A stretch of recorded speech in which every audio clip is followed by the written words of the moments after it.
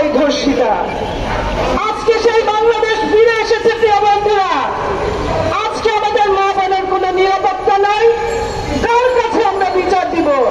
বিচার দিতে গেলে যে আইন শৃঙ্খলা রক্ষাকারী বাহিনীর কাছে বিচার দিতে হয়, সেই আইন শৃঙ্খলা রক্ষাকারী বাহিনী একজন বডি বিল্ডার্সকে অ্যারেস্ট করে তার স্ত্রীকে ইল্লিগালি নোংরা যে প্রস্তাব দেয়, সে প্রস্তাবে রাজি না হওয়ার জন্য বডি বিল্ডার্সের লাশ একদিন পর তার বাড়িতে যায়।